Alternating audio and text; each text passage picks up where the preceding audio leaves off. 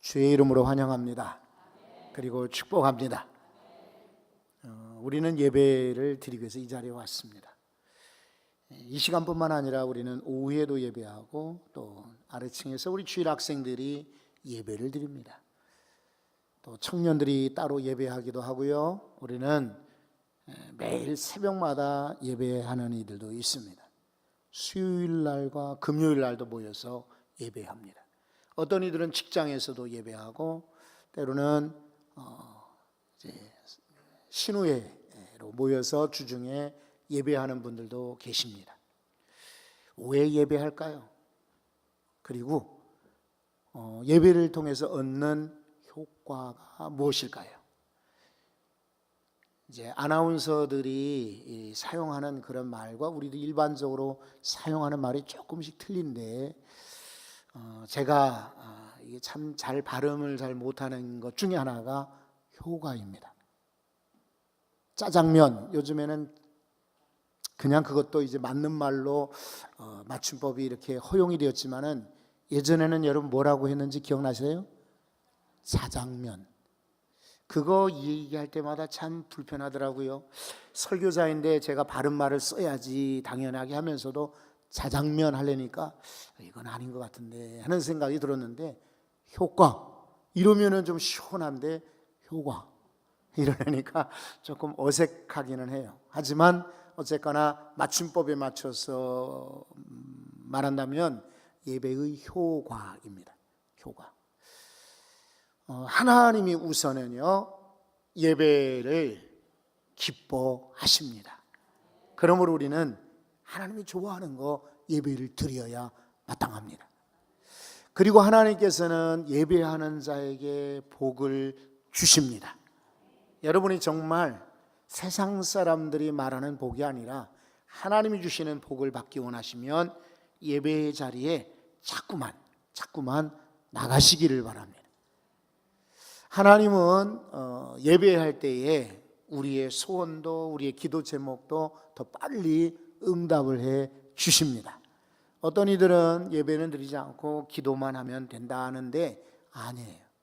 기도만 해서는 안 돼요. 하나님께 예배를 드려야 돼요. 그러면 무슨 차이가 있습니까? 기도는 그냥 우리가 하나님께 아뢰고, 하나님 저 이런 아픔이 있습니다, 저런 이런 문제가 있습니다, 하나님 들어주세요 하는 요청일 수가 있어요.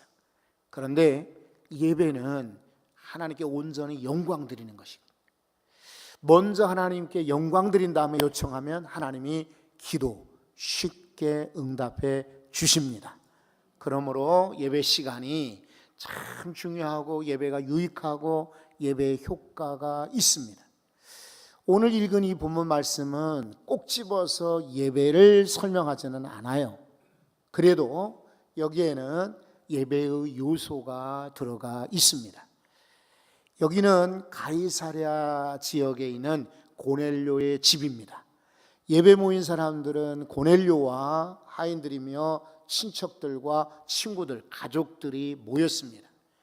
여기 예배에 집례자가 있는데 설교자는 바로 베드로 사도였더랬습니다. 베드로 사도는 아주 꼭 필요한 설교를 이들 가정에 전하여 주고 있습니다. 여러분, 우리 지난 시간에 나눈 것처럼 20세기 과거에는 설교자가 중요하게 여겼어요. 설교자의 시대라. 그래서 유명한 설교자, 필요한 그런 말씀을 증거하는 유명한 설교자들이 소개되고 그랬어요. 그러나 현대 21세기 와서는 더 중요한 것은 청중입니다. 어떤 자세로 참여하고 어떤 자세로 듣느냐, 이 청중의 역할이 예배에는 매우 이제 중요하게 되었습니다. 그런 점에서 청중은 중요하지만은 여전히 우리 기독교는 말씀의 종교이지 않습니까? 그러므로 설교자, 말씀 전하는 전달자의 역할은 여전히 중요합니다. 그런 점에서 오늘 예배 시간에 저는 이 베드로를 본받고 싶습니다. 베드로는 복음 전도자였더랬어요. 우리가 44절부터만 읽었지만은 앞에 36절을 한번 보십시오. 만유의 주 되신 예수 그리스도로 말미암아 화평의 복음을 전하사. 자, 베드로는 청중들을 모아놓고는 예수님의 다양한 사역 일생을 지켜본 사람이죠. 그런데 다른 이야기를 전하지 않고 예수님께서는 화평의 복음을 전하셨다라는 대목을 꼭 집어서 이야기해 주고 있습니다. 이거는 정말 적절하고 필요한 그런 내용인 거예요. 여러분, 큐레이터라는 말을 들어보셨나요? 큐레이터. 지난 토요일자 신문에 이렇게 크게 나왔더랬는데, 이게 박물관이나 미술관의 갤러리에 작품들을 골라서 선정해 가지고 이렇게 전시하는 그런 전시자의 역할이 바로 큐레이터예요. 그리고 이 사람들이 하는 행동, 행위를 가지고 큐레이션이라고 이런 말을 써요. 그런데 미술관이나 박물관에만 또 혹은 음악회 때만 큐레이터가 필요한 게 아니라 오늘 우리가 사는 이 세상에는 소위 여러분 모두가 다 부모님이나 선생님이시거나 지도자이거나 심지어는 설교자를 할지라도 저는 큐레이터라고 생각이 돼요. 왜냐하면 세상에 정보 알아야 될 것, 들어야 될 것 많아요. 하지만 그거 다 들을 수가 없어요. 그래서 적절하게 필요한 대목을 가르쳐주는 큐레이터가 필요한 거예요. 뉴스도 뉴스가 막 전국에서 엄청나게 많이 올라오겠죠. 근데 어떤 뉴스는 방송이 되기도 하고 어떤 때는 방송이 안 돼요. 신문에 소개되는 뉴스도 있지만은 사장되고 없어지는 뉴스가 있어요. 이것은 큐레이터가 이 뉴스가 필요하다, 이런 뉴스는 독자들의, 시청자들에게 꼭 필요하다 하는 것을 선별해서 가르쳐주기 때문에, 보여주기 때문에 그런 겁니다. 백화점에도 물건이 많아요. 마트에 가면 물건이 수천 가지입니다. 그런데 잘 팔리는 물건이 따로 있어요. 그리고 혼자 사는 분이거나 20대 30대거나 혹은 50대 60대거나 아니면 70, 80대의 어른들이 쓸만한 물건, 필요한 물건이 있어요. 이런 것들을 선별해서 소개해 주는 역할이 지금은 필요해요. 설교자도 마찬가지죠. 성경이 참 많은 내용이 성경 66권 안에 들어가 있지만은 오늘의 이 현장에 살고 있는 우리들에게 어떤 말씀이 필요할까, 이거 정하고 선별해서 적절하게 전달하는 큐레이터 역할을 설교자가 해야죠. 베드로는 다른 복음들이 많이 있지만은 예수님께서 화평의 복음을 전했다라고 소개하고 있습니다. 여러분, 지금도 그렇지만은 그 옛날 가이사라에 사는 이 유대인이거나 로마인이가 안에 이 사람들에게는 화평의 복음이 필요했어요. 그래서 예수님이 이 땅에 오신 이유는 세상 사람들에게 화평을 주기 위해서보다, 예수님이 이 땅에 오신 것은 하나님과 우리 인간 사이에 어그러진 죄 문제로 깨진 관계를 화평케 하려고 오셨다 하는 이것을 증거한 거예요. 그러니까 듣는 청중들이 마음에 확 와닿을 수밖에. 바로 예수님이 바로 우리들에게 화평을 주려고 오셨구나, 그 화평의 복음이 내게도 필요하다라고 아마 귀를 기울이시게 될 거예요. 제가 만약에 여기서 여러분 이야기나 여러분 가정, 여러분의 아이들 이야기를 한다든지 여러분이 공부한 학교나 살았던 지역을 얘기하면은 다른 사람 몰라도 그 학교 출신이거나 그 동네 살았거나 그런 일을 한 사람일 것 같으면은 훨씬 더 아마 귀담아 들을 거예요. 그렇겠죠? 마찬가지로 베드로 사도는 거기 청중들에게 지금 필요한 것이 뭘까? 바로 예수님께서 화평의 복음을 전하셨다, 그거 필요하기 때문에 이거 전한 거예요. 이거 베드로는 탁월한 설교자라고 할 수가 있어요. 여러분, 예배 시간에 우리 각자가 다 달라요. 배경이 다르고 취미나 환경이나 여건이나 가족관계 다 달라요. 나이도 다르고 성격도 달라요. 그래도 여러분, 강단에서 나오는 말씀을 통해서 여러분 개개인에게 꼭 필요한 말씀으로 들려지기를 바랍니다. 베드로는 다른 이야기 하지 않습니다. 즉 예수님만 전하고 있어요. 예수님이 여러분 38절에 보면 나사렛 예수에게 성령과 능력을 기름 붓듯 하셨는데 그가 두루 다니며 선한 일을 행하셨다. 마귀에게 눌린 모든 사람을 고치셨다. 그 이유는 하나님이 함께 하셨다. 예수님을 전하고 있어요. 여러분, 설교자도 중요하지만 청중들이 중요하다고 그랬죠. 청중들은 교회 오실 때 그런 간절한 마음이 있어야 되고, 그리고 기도하면서 말씀도 들으셔야 돼요. 하나님, 제가 오늘 교회에 나왔어요. 어떻게 나온지 아시지 않습니까? 멀리서 왔어요. 차를 타고 오기도 하고, 차를 몇 번이나 갈아타서 걸어서 정말 언덕만 조금 올라도 지금 호덕호덕 하는데 다리도 아프고 무릎도 아픈데 제가 왔어요. 그런데 다른 얘기 말고 주님 이야기, 하나님 이야기를 듣고 싶어요 라고 여러분이 기도하셔야 돼요. 설교자들은 유혹을 많이 받아요. 어떤 얘기할 때 성도들이 더 관심을 가질까? 어떤 이야기를 전할 때 성도들은 호평하고 좋아할까? 이런 유혹을 많이 받아요. 그래서 때로는 설교자, 저를 비롯해서 바뀌고 변질되고 본론과는 다른 엉뚱한 이야기로 번질 수가 있어요. 그래도 주일날 여러분들이 예배 시간에 오셔서는 예수님에 대해서 꼭 들으시고 받으셔야 됩니다. 베드로는 자기 이야기 하지 않습니다. 예수님에 관한 이야기를 지금 하고 있어요. 내가 예수님의 수제자였어요. 나는 예수님이 뭘 했는지 다 봤어요. 나는 예루살렘 교회의 수장입니다. 리더입니다. 여러분, 내가 얼마나 대단한 사람인지 알아요? 이런 데 오는 사람은 아니에요. 이러면서 자기 얘기를 베드로는 하지 않았어요. 베드로는 철저하게 자기를 낮추고 그리고 숨기고 예수님만 증거했어요. 저는 우리 교회 뿐만 아니라 우리 한국 교회, 전 세계 교회의 말씀이 예수님만 높이고 예수님만 자랑하고 예수님만 증거하는 복음적인 설교가 널리 소개되기를 소원합니다. 이 구절 보면은 베드로는 자기는 이 모든 일의 증인이라고 이야기하고 있어요. 자, 39절에 보면 우리는 유대인의 땅과 예루살렘에서 그가 행하신 모든 일의 증인이라. 이 말이 뭔지 아세요? 자기가 주인공이 아니라 자기는 심부름꾼이라. 자기가 리더가 아니고 자기는 그만 전하는 자라는 거예요. 특별히 자기의 본분이 뭔지를 명확하게 알고 있어요. 여러분, 오늘 이 사회가 문제가 생기는 게 뭘까요? 다양한 아마 원인과 이유가 있지만은 한마디로 말하면 자기 본분을 하지 못하기 때문에 그렇죠.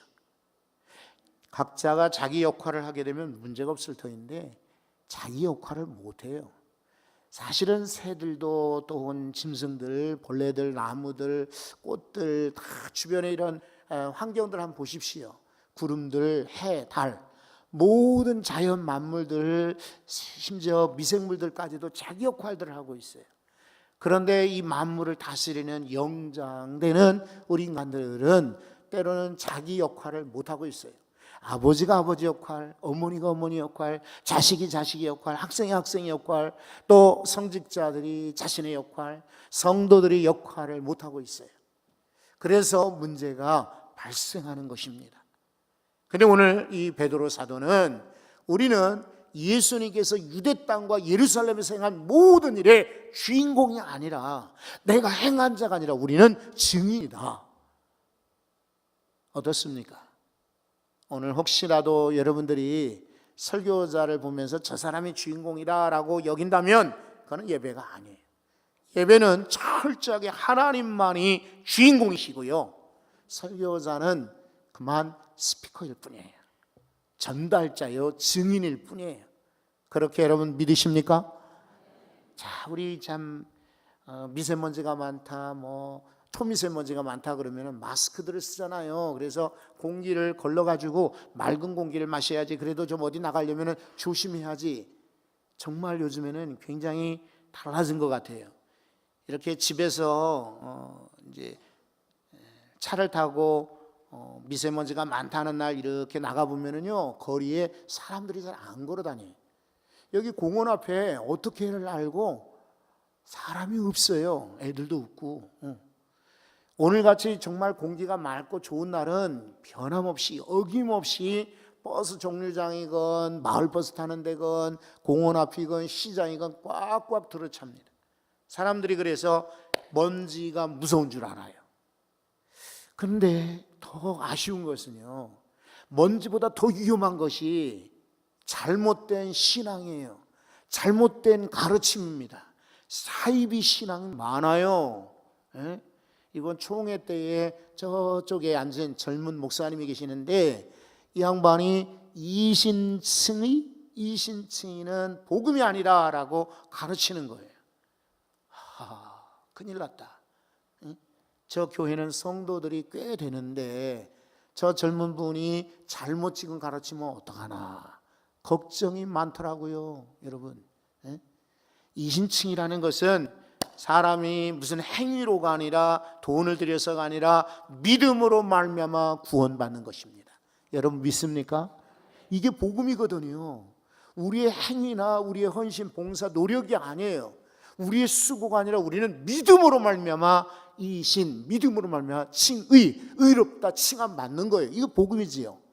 그런데 어떤 교회에서는 이거 아니라는 거예요.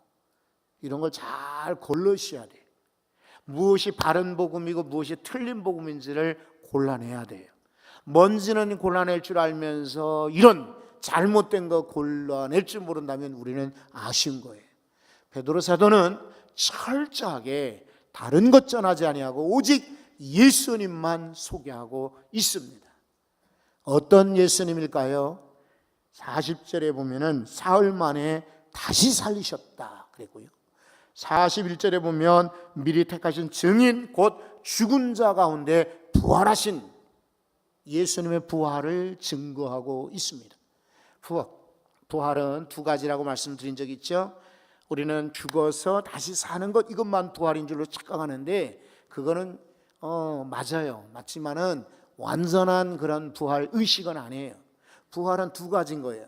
죽었다 살아나는 것도 부활이지만 이 땅에서 낙심하고 그리고 낙담하고 걱정하고 염려하고 그리고 포기하고 싶고 막 이런 이들이 다시 힘이 솟고 다시 용기가 나고 재도전하고 싶고 새롭게 일어나고 싶은 것 이것도 부활입니다. 저는 죽은 다음에 부활할 줄로 믿습니다. 그러나 오늘 지금도 다시금 하나님이 힘 주시고 용기 주시고 재도전하도록 은혜 주시는 이런 인생의 부활도 여러분 믿으시기를 바랍니다. 그래서 예배 마치고 나갈 때에 오늘 내가 설교 들었는데 다시 한번 해봐야 되겠다. 우리 교회 안에도 이제 연세 드신 분들이 도전해가지고 공부하는 분들이 꽤 되시잖아요. 교회의 한쪽에 이제 사역이 조금 구역장 하시고 교구장 하시고 위원장 하시고 정말 충성하는 분들이라 아쉽기는 해요. 그러나 한편으로는 감사해요. 그래서 응원하고 싶어요. 그랬더니 성도들 가운데 올해도 변함없이 새로이 늦게 공부 시작하는 분들이 계세요. 그 잘하는 겁니다. 마찬가지로 여러분 공부만이 아니라 여러분 인생 가운데 아직도 한참 펼쳐져 있습니다. 그 남은 시간 동안에 하나님이 주시는 은혜로 말미암아 다시 한번 도전하고 일어날 수 있기를 바랍니다. 예배 시간의 효과입니다. 예배 드리고 나서 아이고 나는 안 됐어, 나는 틀렸어, 나는 이제 못해, 나는 끝났어 그러는 것이 아니라 예배 드리고 나서 다시 한번 도전해야지. 여러분 하늘이 무너져도 뭐라고 했습니까? 하나님께서는 우리에게 시험을 허락지 아니하십니다. 하지만 때로는 시험을 주시기도 합니다. 그래도 또 무엇을 주시어요? 피할 길도 주시는 것입니다. 어떤 한 가지 일이 안 되면은 우리는 막 좌절합니다. 아이고 하나님 어떻게 하시려고 안 됩니까? 왜 떨어집니까? 왜 제가 망합니까? 왜 제가 이렇게 힘들고 어렵습니까? 하는데 그렇지 않아요, 여러분. 하나님은요 더 좋은 길, 더 좋은 미래, 더 좋은 새로운 길을 만들어 놓고 기다리십니다. 부활을 경험하시기 바라요. 설교자만이 중요한 게 아니라 이 청중들도 참 훌륭합니다. 여기 모인 사람들이 자 이제 44절을 한번 보십시오. 말씀을 듣는 모든 사람들에게 성령이 내려옵니다. 그렇죠? 말씀 듣는 가운데 은혜를 받는 것이에요. 성령을 체험하는 것입니다. 그래서 제2의 오순절일 사건을 고넬료의 가정에서 경험하게 됩니다. 오늘은요, 교회 절기로 성령 강림 주일입니다. 그래서 우리가 아까 135번 교동문을 나눈 적이 있습니다. 이것은 교회 그냥 절기로만 보내는 게 아니라 실제로 여러분 삶 속에 성령을 체험받고 가득 체험받고 돌아가시기를 바랍니다. 자기 육체를 위하여 육체를 심는 자는 육체를 통하여 썩어질 것을 거두게 되지만은 영을 위하여 성령을 심는 자는 성령을 통하여 영생을 거두느니라 약속하셨어요.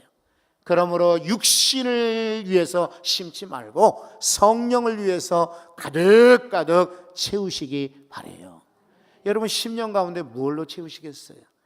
그냥 욕심, 그냥 한탄, 비난, 욕설, 그리고 안타까움, 그런 짜증, 불만, 이런 것들은 우리가 간직할 것이 아니라니까요. 이런 거는 당장에 버려버리시고 성령으로 여러분 마음을, 여러분의 심령을, 여러분 머릿속을, 여러분 가슴을 가득 채우시기를 바랍니다. 그래서 누가 지나가거든 여러분 쓰레기를 나눠주고 못 쓸 거 주는 사람들이 아니라 성령을 나눠주는 거예요. 성령의 미소, 성령의 말, 성령의 기도, 성령의 축복, 성령의 은혜를 나눠주시는 거예요.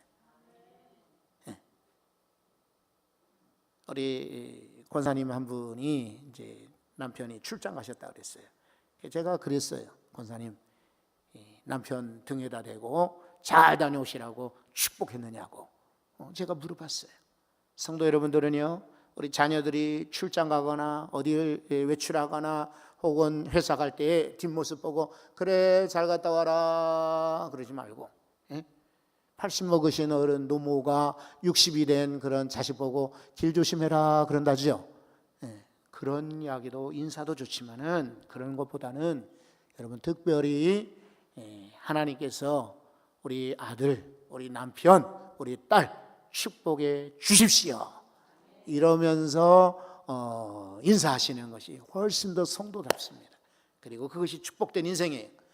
여기 오늘 말씀 들을 때에 성령을 허락받은 것처럼 오늘 예배하는 여러분들이 오순절날만이 아니라 이 시간에도 동일하게 2018년 성령 강림 주일에도 성령으로 가득 체험받고 든든한 인생으로 나가실 수 있기를 바랍니다. 여러분 지갑에 돈만 있다고 든든한 거 아니에요. 카드가 꽉 찼다고 든든한 거 아니에요. 집에 쌀이 가득 차고 기름이 잔뜩 있다고 든든한 거 아니에요. 성령이 가득할 때 최고의 사람이 될 수가 있습니다. 오늘 여기 성경 보시면은요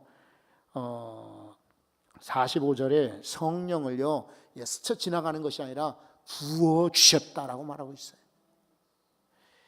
이 물 한두 방울 이렇게 찍어서 바르듯이 성령이 그렇게 찍어서 지나가는 것이 아니라 물 온통 쏟아붓듯이, 여기 붓는다는 말은요 원래 항아리로 바가지로 큰 통으로 붓는다는 그런 뜻이에요.